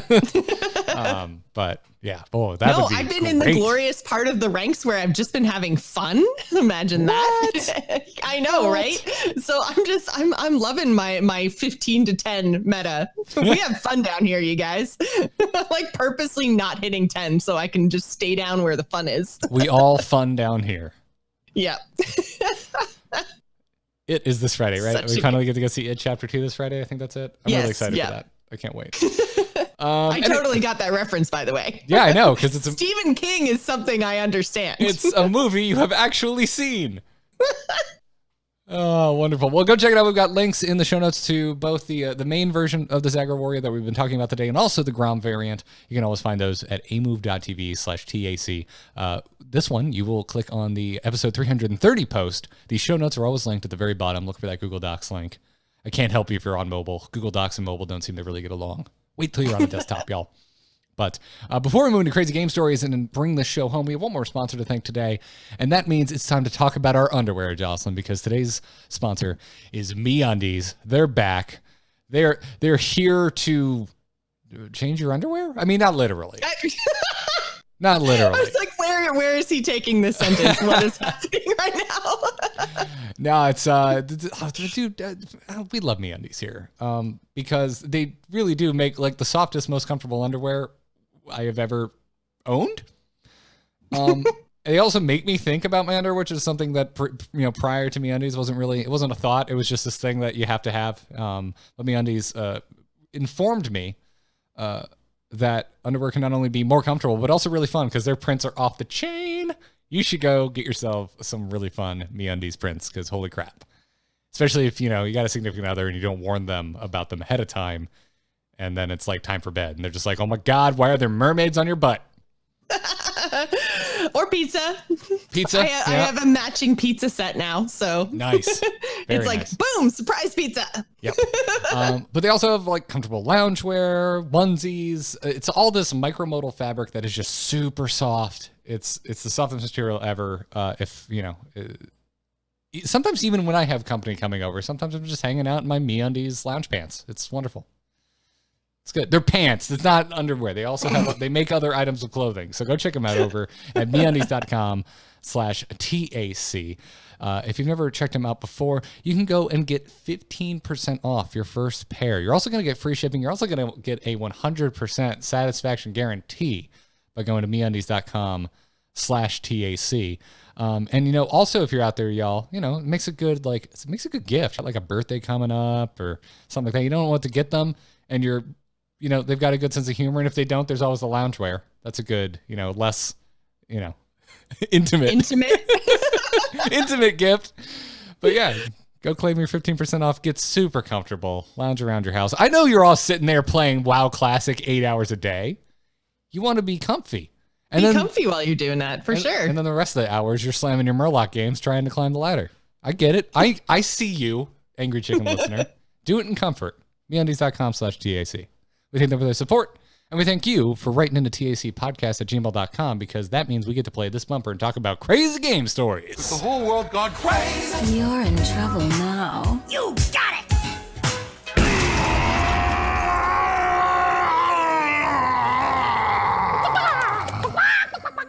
One day, he will catch that chicken. You can send your crazy game stories to TACpodcast@gmail.com. What story does Brickfeather have to share with us, Jocelyn? Brickfeather writes in and says, hello, chickens who would be blessed by kings. That is literally the Angry Chicken dream. I decided to try out the new Control Mage on ladder and ended up going up against a Highlander Shaman for my first game. I was doing great using my control tools to keep the Shaman's board clear while slowly building up mine. This is a great deck, I thought to myself, and of course, that's when things changed. The Shaman had different plans, and after completing their quest, played the much fabled Zephyrs the Great, which now gave them 2 perfect cards instead of 1. Okay, I thought I can deal with a couple of board clears, but to my surprise, over the next few turns and through various bounce effects, the Shaman was able to play Zephyrs 3 times. That's 6 perfect cards. Needless to say, I was in trouble as the Shaman gained control of the game 1 perfect card at a time. I couldn't get anything to stick, and the perfect cards were starting to target my life total. With 14 health remaining and staring down a board full of minions and a Shaman at full health, I desperately looked down at my hand in a futile attempt to stay alive. Then I saw it, a glimmer of hope. I had a 1-cost Alexstrasza, Khadgar, and Conjurer's Calling. This should be fun, I thought sarcastically, but I never could have guessed what would happen next. It sounds like a clickbait article title, but you'll never guess what happened next. Hearthstone players only want one thing, and it's disgusting. I played Alexstrasza, taking the Shaman down to 15 health, then played Khadgar. Lastly, I prayed to the RNG gods for their favor and cast Conjurer's Calling on Alexstrasza. First, to my surprise, Dasta was summoned, and then a copy. Quickly, I estimated if I could take out enough minions to survive the next turn, and no, I couldn't. Damn, if only I had some beasts in hand. With Khadgar, 2 Undastas on board, the second minion was summoned, and it's as if the RNG gods heard my cries and said, hold our beer. The second minion was none other than King Crush himself, plus another copy. Both my opponent and I emoted with our WoW emotes simultaneously as I shouted out loud at home, this is amazing! This is amazing! Without further delay, I smashed his face with 2 King Crushes for lethal. Today, Zephyrs the Great pays his respects to the RNG gods. A 31 damage OTK. That's disgusting. That's awesome. I am so glad that happened, and I am so glad that you just shared the story with us. Yeah, it's a great story. Sometimes I wonder, like Brickfeather, if you hear this and you have some time, either tweet at us at TAC Podcast or right back in. I want to know how the sausage is made for these crazy game stories. Like as it's happening, do some of you like start typing the email right then and there? Do you use like the replay function and deck tracker? Like how do you recall all of this so well? Because I forget most of the stages that I go through to some of the crazy plays that happen in Hearthstone.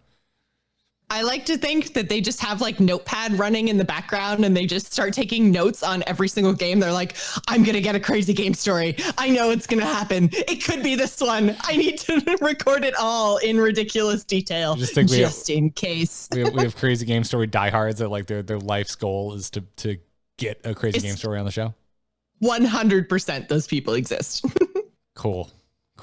Well, thank you for writing in. And now let's bring it home with an email. Hello? Hello, it's me. Hello? Just quickly, do you get my message? Yep. Oh. Hello, brother.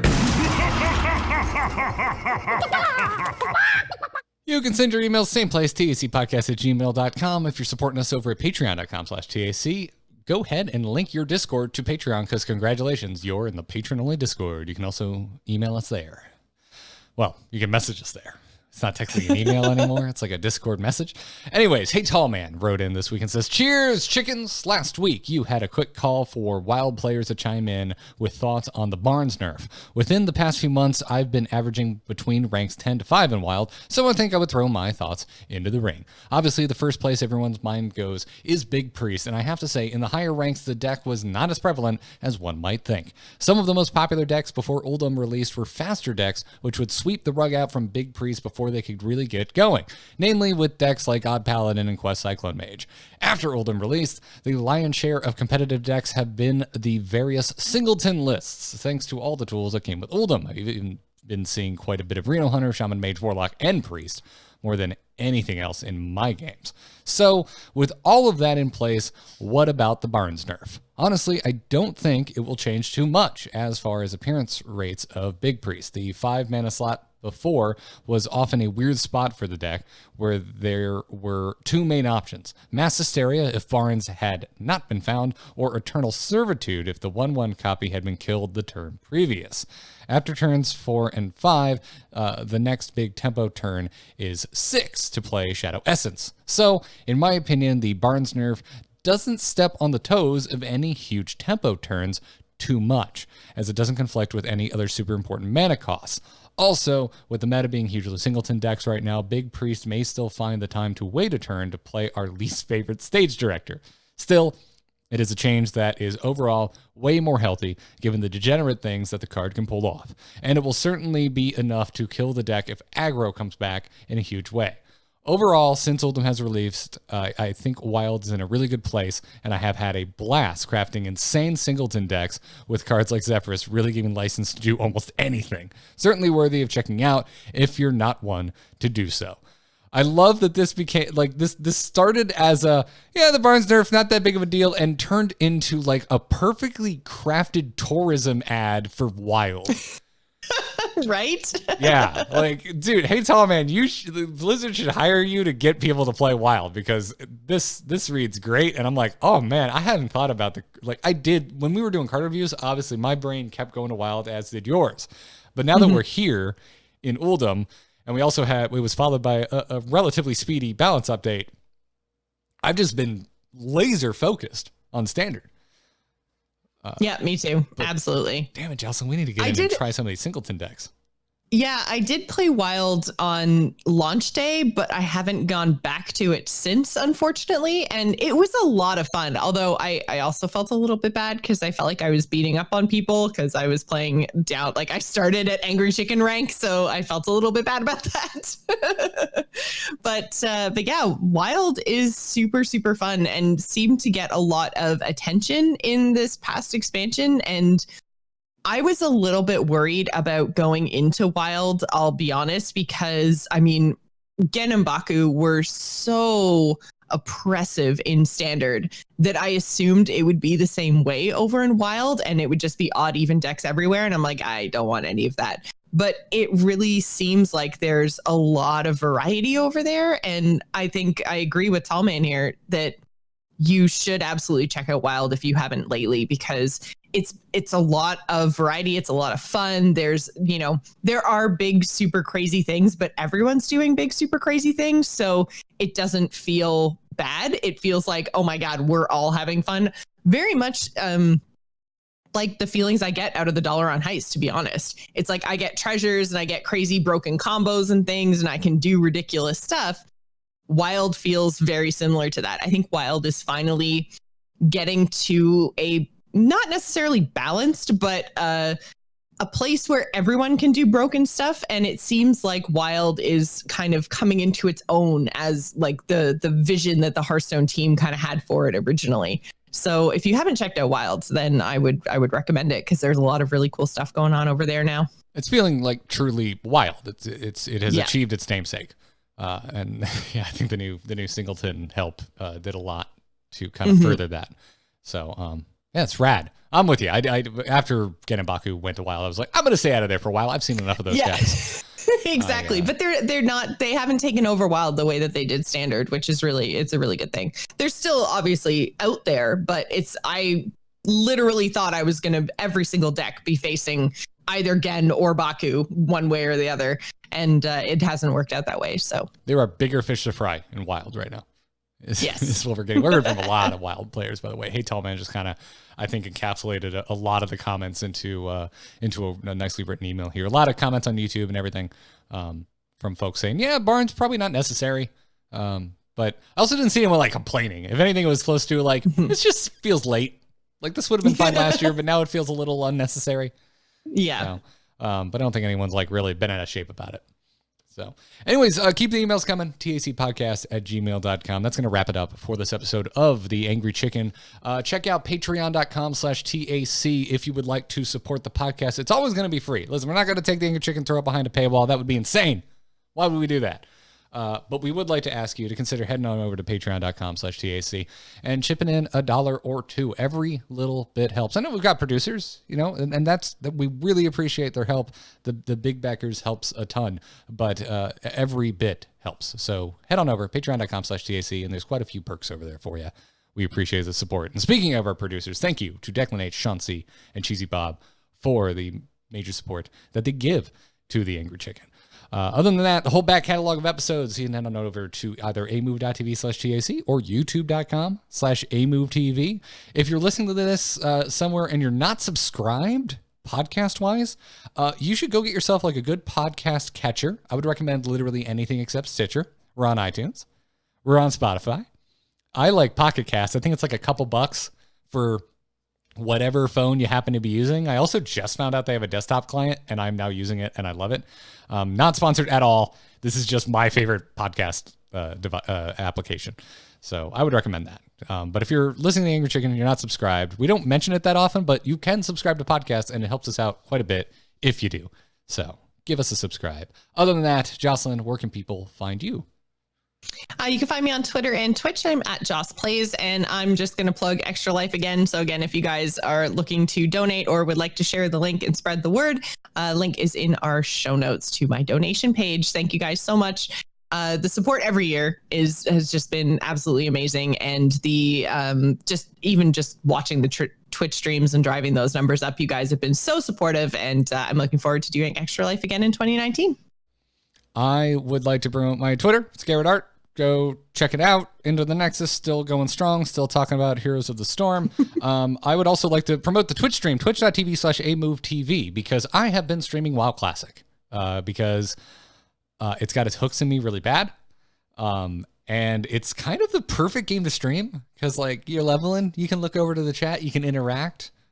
Streaming gives me a lot of weird anxiety when I'm not doing a podcast, because the podcast is like, whatever, this is my job. I can do it, with my eyes closed. Actually, that'd be difficult. I do depend on show notes, but I have a lot of weird streaming anxiety. But World of Warcraft is like, it's just this like comfy blanket where it's just like you're just like riding a bike. You never forget how to play it, and I can interact with the chat. So I've been streaming quite a bit of WoW Classic. So head on over to twitch.tv/amovetv. Come give me a watch. And other than that, I would also like to promote Jocelyn's Extra Life. You should go support it. Link in the show notes. Go check it out. That's going to wrap it up for this episode of The Angry Chicken. Until next week, job's done. Job's done.